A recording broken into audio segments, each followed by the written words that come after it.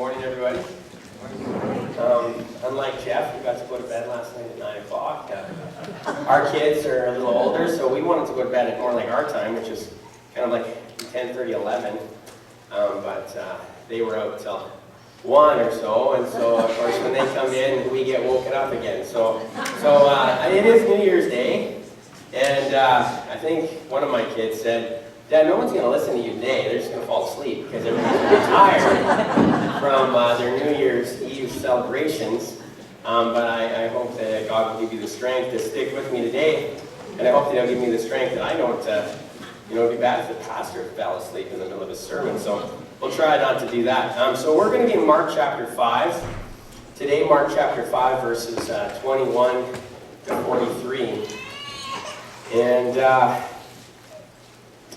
As we head into 2023, I just kind of wonder what's kind of going through your minds, what you're thinking, what are you expecting as we head into a new year? I had an interesting conversation about a few weeks ago, and I've shared this story with a few of you already, but it was with my neighbor, who he lives just, I guess, right beside me. That's why he's my neighbor. And he invited Ron and I over, and he's got a beautiful family there, and he's a believer. He actually trying to start like a home church. So please don't leave and go to his home church, but you can visit him. He's a great guy. But anyway, while we were talking, I discovered that he grew up in Romania, and Romania, of course, is communist. And he grew up there for like 20 years, and then he moved to Canada. So I think he's now roughly about 40, and so he's lived in Canada the last 20 years of his life. And somehow we got into that conversation that I'm sure many of you were in over the last week, the conversation about where is Canada going, and what can we expect, and what is happening. And I think at one point I said something like, I think we're moving closer and closer to becoming a communist country. And he looked at me and he said, "We already are a communist country." And I was like, whoa. I'm still processing that one, to be honest with you. But I just shared that story because I think as we look at 2023, we can see that there's something moving, and we maybe don't like where it's going. And so with that, we kind of come to this place where we're like, do we even want to share these kinds of stories with our kids? Because they're just at that age where I can remember being at that age where you're just thinking, I got the world by the tail, and it's so exciting, and there's so many things to look forward to, and eventually I'm going to find a wife and get married and have kids and find a job and all these great things. But around the conversation, at least the conversations that I'm having with people, it doesn't look so hopeful. It looks a little hopeless. And as we think about being in a place where maybe we're sensing how much hope do we have to look forward to, we have to ask the question, what would Jesus say to us? What would Jesus say to us if we're in that place where we're kind of beginning to get kind of to that sense of, is there any hope? And I think as we look at Mark chapter 5 today, and we read this story, we find somebody who is in a pretty hopeless situation, but Jesus has a word for him. And let's just read the story, and then I'll unpack it as we go through it kind of more on a verse-by-verse basis. But let's just read it together. Mark chapter 5, verse 21 to 43. Thank you for praying, by the way, today for all the people that are sick. I'm not sick really anymore, but this cough just does not die. And whenever I'm singing or talking, it gets worse. And so church is a good thing for me to be reminded of the frailty that we all have as human beings. Mark chapter 5, verse 21 says, "When Jesus had again crossed over by boat to the other side of the lake, a large crowd gathered around him while he was by the lake. Then one of the synagogue rulers named Jairus came there. Seeing Jesus, he fell at his feet and pleaded earnestly with him. 'My little daughter is dying.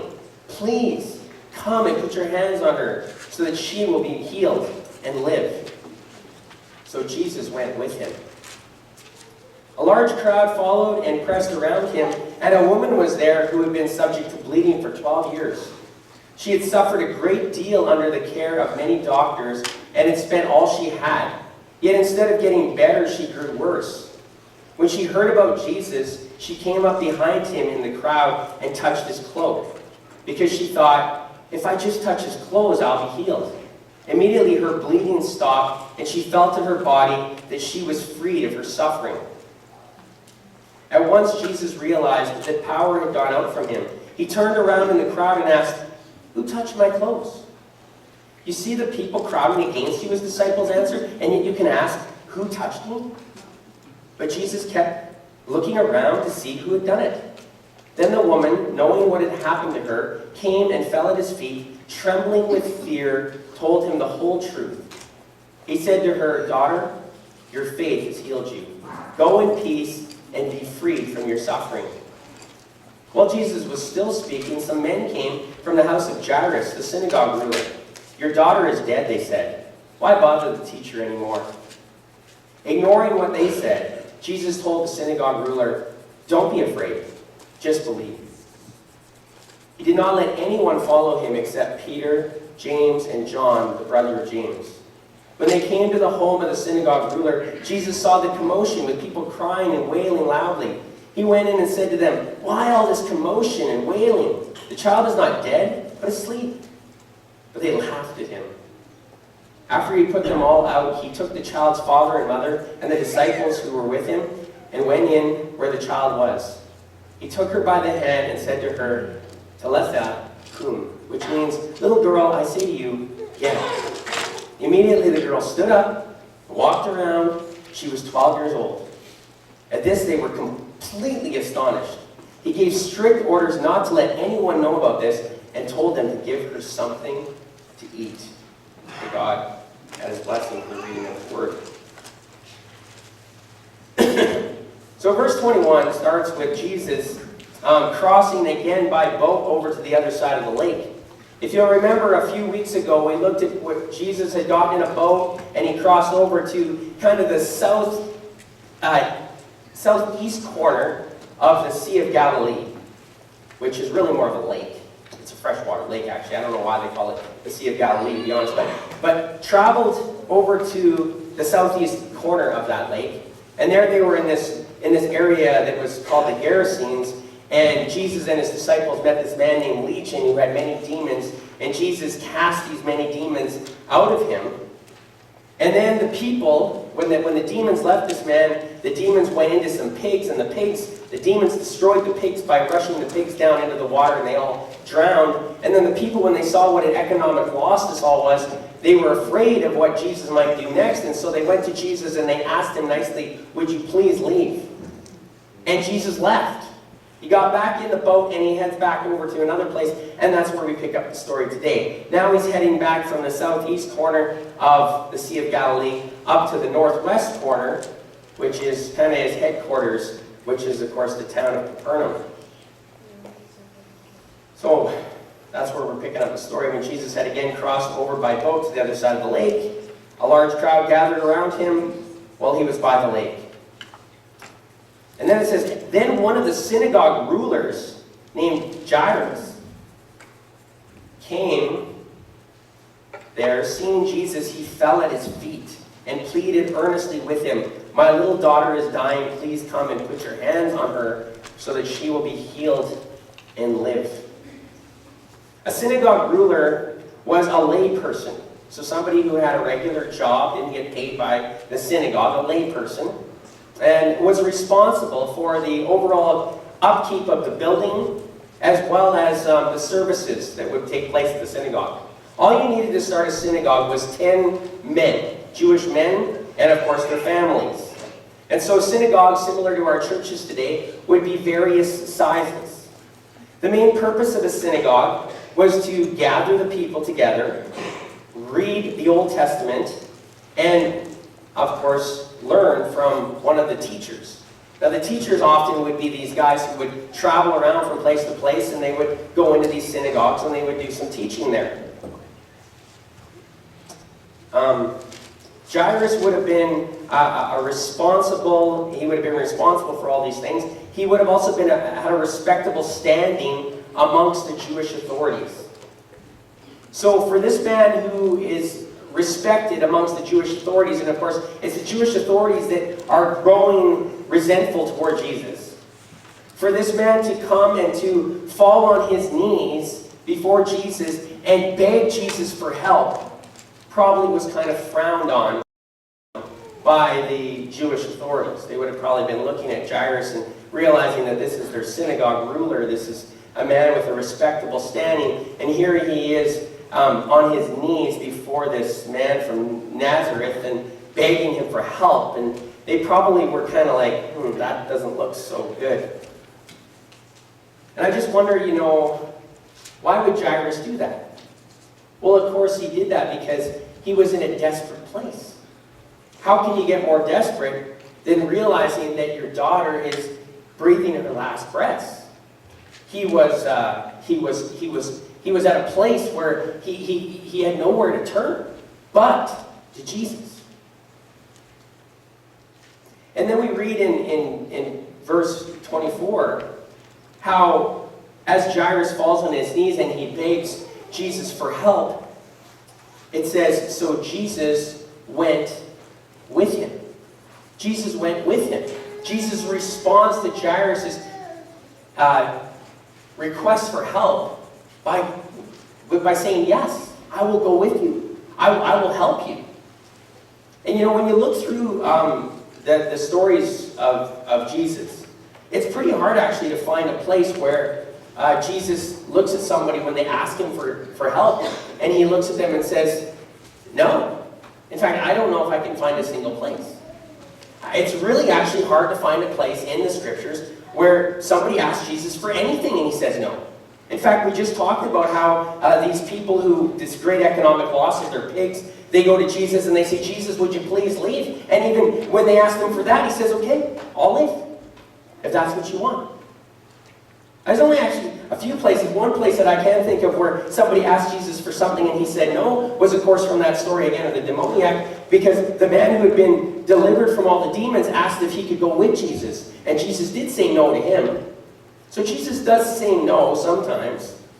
But more often than not, if you think about it, you think through all the times that somebody asked Jesus for something, he said yes. Sometimes we get this idea that our God is a no God. That we ask him for things all the time and he doesn't do it. He doesn't respond. He doesn't want to say yes to us. But that's not what I read in the scriptures. I read how Jesus, God in the flesh, constantly responding to people with yes. So that begs the question, what are you asking Jesus for? And I have to be honest, sometimes I'm slow to ask Jesus for things. I don't know why exactly. 1 Peter chapter 5 verse 7 though says, cast all your anxiety or all your cares on him because he cares for you. So every time we think about something that's nagging at us or bothering us or something we'd like help with, the first place we should go is to him and ask him for help because he wants to say yes. And because we're told right there, we have the promise that we can bring those cares before him and we bring them to him because he cares. So what do we ask him for, and why are we so slow to ask? And I would think that one of the reasons that we're slow to ask is we're just not desperate enough. We're just not where Jairus was. We're just not in that place of, I got nowhere to go, I got nowhere to turn, but I really need help. For us, there's usually somewhere to turn, or somewhere to go, or some place to ask. And it seems like because of that, we just don't get to that place. Jairus is in a good place. He's in a place where he doesn't care what his buddies think. He doesn't care what his fellow Jewish authorities think and how he's standing with his peers and his respectable reputation. He throws all that to the side. And he says, I need help. And there's at least one place that I can think that all of us as people need help. We should all be just as desperate as Jairus. And that's with our salvation. Because there is nowhere we can turn for help in that area. We all need forgiveness. We all need a Savior. We all need the only one, who can set us free from our sins, who has won the victory over sin and death, who came to save the world. Right? We just celebrated that at Christmas. And Jairus is an example to us of how we should fall on our knees, regardless of what people think, and ask him for the salvation that he wants to give us. Verse 24, we carry on. It says, a large crowd followed and pressed around him, and a woman was there who had been subject to bleeding for 12 years. What Mark is doing here is one of the things that he often does, which is where he sort of sandwiches something. He starts us with a story, and then he transitions to a different story, and then he comes back to the first story. It's kind of like a story within a story, or in this case, a miracle within a miracle. Now that's what's happening as we keep reading, because now all of a sudden we've transitioned to this story about this lady who has got this terrible problem that she's been hemorrhaging for 12 years. She's been bleeding. She's been suffering. And it says in verse 26, she had suffered a great deal under the care of many doctors and had spent all she had. Yet instead of getting better, she grew worse. This is a lady that again, I think reflects where we as people are at. You know, when we think about our need for salvation, don't we tend to exhaust all of our resources first before we turn to the one who can actually help us? And she's exhausted all of her resources. She's gone to every doctor she can find. She's spent every dollar that she has. And it's not that these doctors didn't want to help her. They just didn't have the tools. They weren't equipped with what they needed in order to give her the treatment that she needed to get better. So as she keeps going and she keeps looking for help, they keep taking her money because you got to pay as you go. And as she keeps going, she now has nothing, and her condition is even worse. Verse 27, when she heard about Jesus, she came up behind him in the crowd and touched his cloak, because she thought, if I just touch his clothes, I'll be healed. There was a fair bit of superstition back in those days. A fair bit of this idea that if there was somebody really famous or somebody really powerful, and if you could just kind of brush up against them, or you could somehow touch their clothing, then you could bestow some blessing upon you. And apparently, I've heard anyways, that Alexander the Great had quite a problem, because everywhere he'd go, people would want to touch him, because if you could just touch Alexander the Great, well then, you know, this blessing might be bestowed on you, because he was such a high and mighty man. And this woman is sort of carried over her superstitious thoughts and what's culturally she's been taught to think that she might get this from Jesus. Really, this whole idea, though, we don't just leave it back there, do we? Because there's still people out there today who are selling people holy water and sacred garments and scarves and cloths and things like that. You can buy them on TV, and if you just get this special water or this special clothing or whatever it might be, then, you know, if you can just touch it or you can hold it in your hand somehow, it imparts some blessing or some healing upon you. So this kind of idea still carries on today. But anyway, this lady goes and she must somehow cleverly get herself behind Jesus so that he can't see what she's doing. And she reaches out and she touches him. And as she touches him, she actually gets what she's always wanted for like 12 years, to be healed. She's immediately healed. Problem is, Jesus won't let her just kind of go off and appreciate what she's gained from him quietly. Jesus actually starts calling her out. And we see something else about Jesus here. Jesus is, of course, a bit mysterious, because we can't fully comprehend him. He's 100% divine, God, and yet at the same time, 100% man. And how that all works together perfectly, we'll never fully understand. But what we do understand here is that if Jesus was 100% divine and not 100% man, well then he would have known who touched him. But somehow here he He knows that power has gone out of him in his spirit. He knows this. But he doesn't know who's touched him.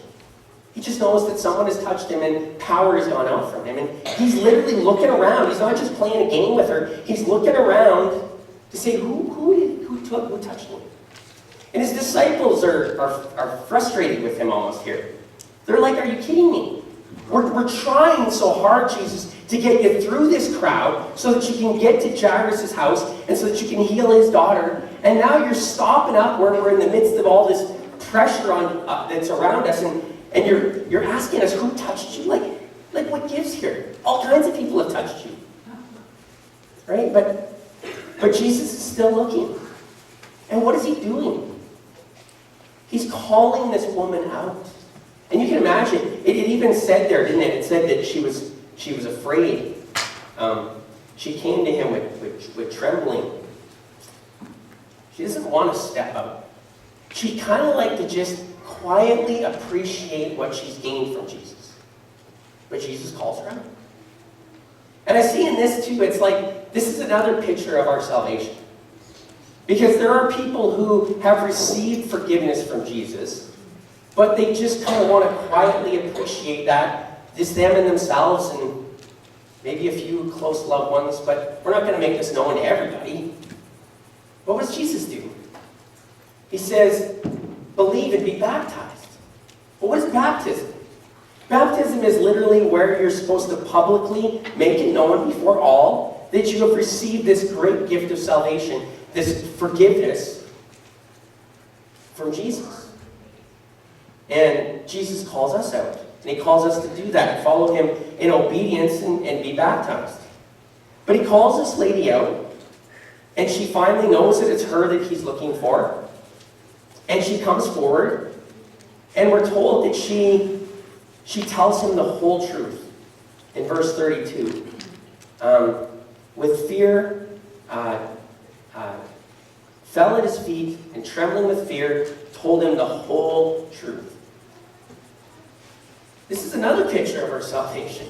An important aspect of it is confession. Is to just come clean. To tell everything. To not make excuses. To say yes. Because you have to realize here that this woman, because of her bleeding, she was unclean. And so the law said that she was supposed to stay in isolation away from people. And that if she was coming in contact with other people, it would make not only her unclean, but it would make everybody that touched her unclean as well. And then they would have to go into isolation for a time until they could be declared clean again. And this was the law. And she has not only made Jesus unclean by touching him, but she's made other people that had probably been brushing up beside her unclean as well. And so this is kind of an awkward situation that she's in. But she just simply comes clean.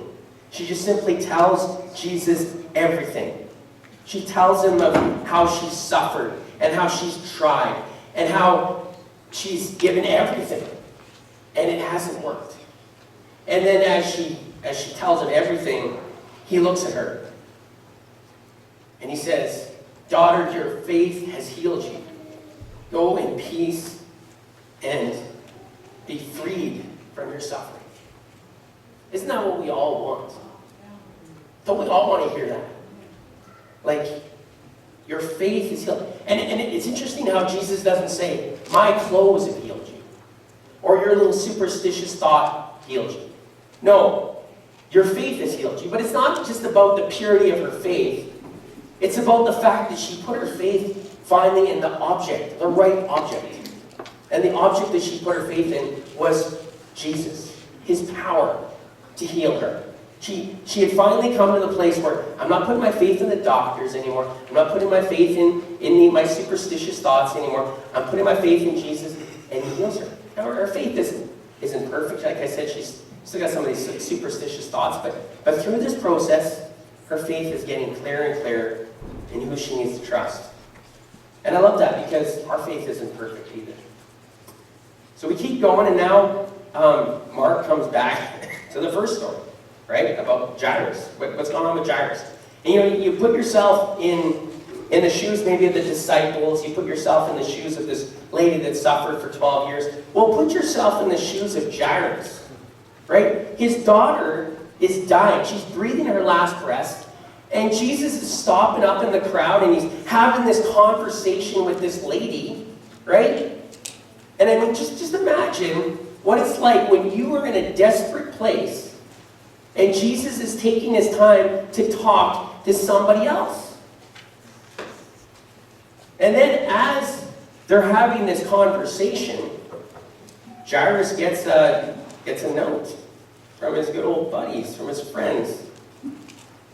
While Jesus was still speaking, some men came from the house of Jairus, the synagogue ruler, saying, "Your daughter is dead," they said.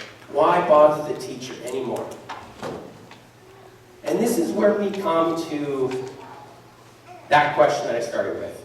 When you're facing hopelessness, what does Jesus have to say to each and every one of us? Like, this is a pretty hopeless situation for Jairus, right? His daughter now isn't breathing her last breath. She's dead. And is there anything more final than death? Like, is there anything more hopeless than death? When someone dies, as a loved one, you just kind of go, well, that's all we can do. It's like we prayed and we prayed they might get better, but they didn't. And now they're dead, and there's nothing left. That's it. That's a hopeless place. And we've all been, not probably to the same extent as this man who thinks he's lost his child, but we've been in places where we felt hopeless. What does Jesus have to say to people in those times? It's what he says to Jairus. He says, don't be afraid, just believe. So as we come into 2023, and there's all this unknown, there's all this, uncertainty, what does Jesus have to say to us? What he's always said to us, don't be afraid, just believe. That's his message. As you go into this next year, whatever it is you're facing, whatever opportunities are presented before you, whatever challenges you face, whatever setbacks you go through, Jesus has one message for you. Don't be afraid, just believe. And what does Jairus do? He follows Jesus. I was glad we sang that song today. Where you go, I'll go. Where you stay, I'll stay. I will follow you. Because that's what we need to do. That's what Jesus wants us to do. Don't be afraid, just believe and follow him. And so we carry on in verse 37. It says, he did not let anyone follow him except Peter, James, and John, the brother of James. And this is interesting because Jesus had his circles, right? And sometimes we really kind of frown on people when they're kind of cliquey, and cliquey isn't good. Jesus wasn't cliquey, but the reality is that as people, we can only have so many people in our lives that are really, really close to us. And that was the case for Jesus. Jesus had his crowd, Jesus had his 70, Jesus had his 12, and Jesus had his 3. And Jesus' 3, his closest friends, were Peter, James, and John. Peter, James, and John were the ones that he would sometimes bring into these really important moments. And so he brings them with him. Verse 38, when they came to the home of the synagogue ruler, Jesus saw the commotion with people crying and wailing loudly. He went in and said to them, why all this commotion and wailing? The child is not dead, but asleep. You see, in those days, they had sort of ways that you do, just like we do today, but they had ways that you deal with things when someone dies. And in those days, what they would literally do is they would hire somebody. And that person would be kind of like a wailer or the mourner. And these are like the hired professionals to be wailing out loud because something sad has happened. These aren't the close loved ones. These are the hired professionals that are crying when Jesus arrives and going through their... And we can see that in the way that they just, in the snap of a finger, they just completely change their emotion, right? Because when Jesus says to them, why all this commotion and wailing, the child is not dead but asleep. And by the way, Jesus is not saying, you've misdiagnosed her, she's not really dead, you kind of missed it, she's actually still alive. No, she's dead. And they know she's dead. They've seen people that are dead all the time. This is what they do for a living, professional mourners. But Jesus is using a euphemism here, and he's saying that she's asleep because her death is going to be so temporary that it's going to be like she's asleep. But when he says this, the child is not dead but asleep. They immediately go from this mourning and wailing and all this commotion, as Jesus puts it, into laughing, giggling, mocking him. This is something else that will probably come with your salvation experience. There'll always be the mockers. There'll always be the people that, yeah, that's a good one. That's not going to work. If you really need that in your life, but whatever, crutch. Right? There's always the mockers. There's the mockers here. Jesus faced them. He puts them out. After he put them out, he took the child's father and mother and the disciples who were with him and went in where the child was. He took her by the hand and said to her, Talitha cum. That's Aramaic, by the way. I can't pronounce it so well. But what it means is, thankfully Mark includes that, little girl, I say to you, get up. Have you ever watched the Princess Bride? It's a great fantasy movie. In the movie, the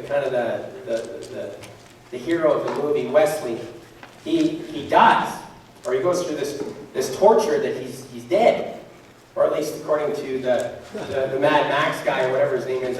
He says, well, he's not quite dead; he's only almost dead, right? And then he gives him this special juice or whatever it is, and then all of a sudden Wesley's eyes come open and he's looks like he's alive again, but he's extremely weak. Can't even hold his head up. And of course, this is all the figment of someone's imagination. It's a fantasy story. But it's kind of what we would expect if somebody had been dead and now they're alive. We would expect them to be incredibly weak. But when Jesus says, I tell you, little girl, get up, she's not just almost dead, now she's almost alive, but she's totally alive. Her strength is fully restored. She's up. Immediately the girl stood up and walked around and said she was 12 years old. And at this, it says they were completely astonished. And there's that saying that goes, words sometimes just don't do justice to what happens here. Like completely astonished. I don't know what else you could write. I don't know what else you could say. But imagine, these are her parents who thought they had lost their child, who she's dead, and they've already hired the mourners to come and everything else. And now, she's alive, and all of her strength has been fully restored, and they are just overwhelmed with joy. Is there anything that you could experience that would be greater than having lost your child to death, and then they're back, they're alive again? And I think this is another picture of our salvation. Because there's coming a day, right? Like, yeah, we face 2023, and we face it here in Carstairs, Alberta. But there's coming a day where we will all be absent from these old, decaying, weak bodies, and we will be present with the Lord. And when we're present with the Lord, that is a place where words just don't do it justice. Completely astonished, overwhelmed with joy, stunned. There's no word that can describe what that's going to be like. And then Jesus says, he gave, in verse 43, he gave strict orders not to let anyone know about this and told them to give her something to eat. She obviously needed some food. She's still physical now and she's got to eat. But also this idea of strict orders not to tell anyone. Like, how do you keep this a secret? Like, people knew what had happened, and then all of a sudden she's back. But one thing we know about God is that his timing is perfect. And that God has this timing, and it's like, and Jesus is walking a fine line here where he knows exactly the moment that everything's supposed to happen. But some of these things that are happening and some of these miracles that he's performing are kind of rushing the process along. And he's trying to slow the process down so that it can stay on time. And so he gives strict orders. We know that this is just a temporary directive that he gave, because now we have this story written in the Gospels, not just here in Mark, but it's written in Matthew as well and in Luke. So there was a time where he wanted the parents to keep it a secret, but that time came and gone, and now this is a story to be shared. It's a wonderful story. A story of how, in the midst of hopeless situations, Jesus brings hope. Let's pray. Father, thank you so much for your word. Thank you for how it speaks to us. Lord, as we go into 2023, I know that there's a lot of things that we could be focused on that would cause us to kind of lose our hope and feel like, oh, what is the point? Just throw up our hands and maybe feel tempted to give up. But Lord, I know that you have one message for each and every one of us, and that is, don't be afraid, just believe and follow me. And Lord, I pray that you'd help each and every one of us to do that. And I pray that this story that is in your word so clearly would be an encouragement for each one of us to keep doing that.